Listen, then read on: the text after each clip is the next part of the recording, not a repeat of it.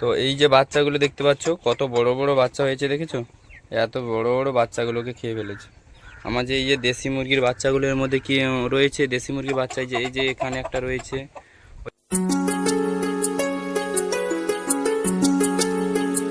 তো অনেক দিন তো হয়ে গেল, ভিডিও দেবো বলে দিতে পারছি না, কারণ একটু কাজের চাপ রয়েছে। তো আমি একটু সমস্যায় আগে তো ছিলাম, তোমাদেরকে বলছিলাম। তো এখন একটু অন্য কাজের চাপ রয়েছে আমার, তাই জন্য ভিডিওটা বানাতে পারছি না। তো ভিডিও বানাতে পারছি না কারণ আমি আজকের আমার কিছু মুরগির অর্ডার রয়েছে, তাই দিতে যাব। তাই ভাবলাম যে ভিডিওটা বানিয়ে দিই, কারণ মুরগিগুলো বের করে দিচ্ছি একটাই কারণটা হচ্ছে যে আমি তো তোমাদেরকে বলাই হয়নি। আগামী দিন একটা দুর্ঘটনা হয়ে গেছিলো আমার ফার্মে। তো আমার ফার্মের যেটা দুর্ঘটনা হয়েছিল সেটা হচ্ছে একটি কি বলে যে গদি সাপ যাকে বলা হয়, সেটা আমি তোমাদেরকে যে এক্ষুনি দেখাচ্ছি। তবে আমি তো মোবাইলে শ্যুট করে রেখেছিলাম, তখন তো আমি ভিডিও বানানোর মতন টাইম পাইনি। তো সেটা তোমাদেরকে দেখাচ্ছি, দেখো।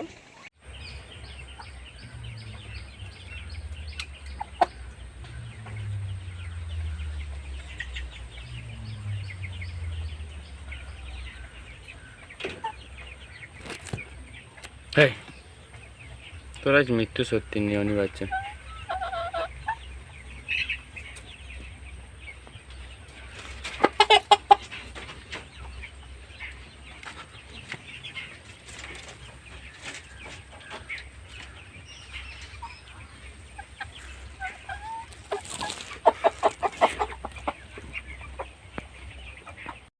তো তোমরা তো দেখলে কীরকম গদি সাপটা ঢুকে গেছিলো, আর আমার অনেকগুলো বাচ্চাই মেরে ফেলেছে, অনেকগুলোই বাচ্চা মেরে ফেলেছে।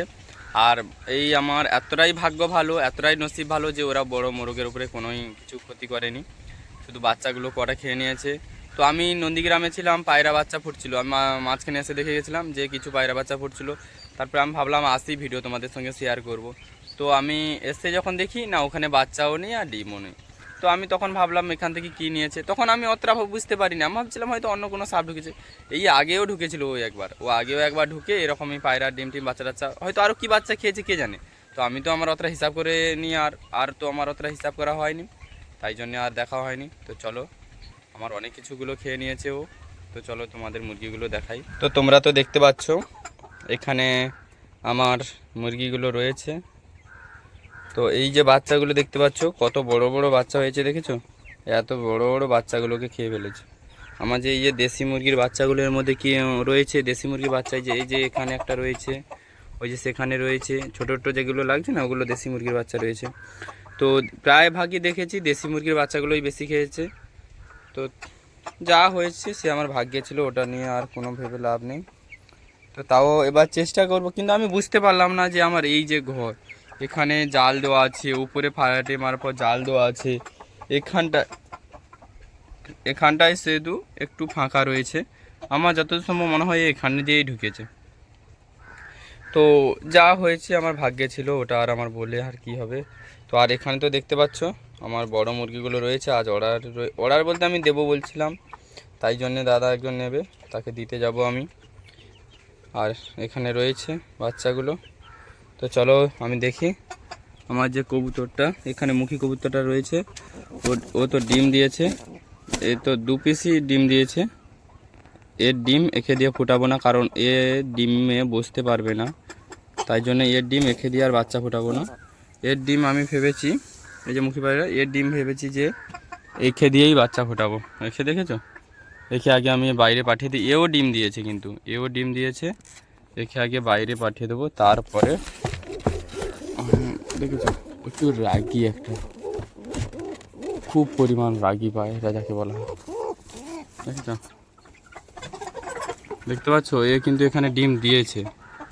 তো এর সঙ্গে এর ডিমটা এক্সচেঞ্জ করে নেব, এর যে ডিমটার সঙ্গে আমি ডিমটা এক্সচেঞ্জ করে নিলে খুবই ভালো হবে। এই যে এর সঙ্গে এর ডিমটা আমি এক্সচেঞ্জ করে নিলাম। তো চলো একে 1 পিস ডিম দিয়ে দিই, কারণ এও তো দুঃখ পেতে পারে।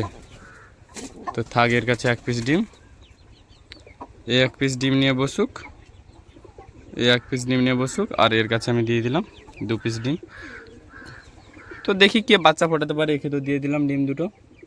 দেখি যদি নসিবে থাকে তো মুখী পায়রার বাচ্চাগুলো ফুটবে, আর না নসিবে থাকলে তো ফুটবে না। তো তো দেখা যাক কি হয়। এরা 3টা ডিম নিয়ে বসু, এরা 3টাই ডিম নিয়ে বসু, আর একটা ডিম দেবে আশা করি আজকালের ভেতরে। তো ওইকালে রয়েছে দেখতে পাচ্ছ, ও রেগে গেছে, বলছে আমার মা দিকে বাইরে। তো আজকের ভিডিও এই পর্যন্ত। তো ভিডিওটি যদি ভালো লাগে লাইক কমেন্ট ও প্লিজ চ্যানেলটিকে সাবস্ক্রাইব করে যাবেন।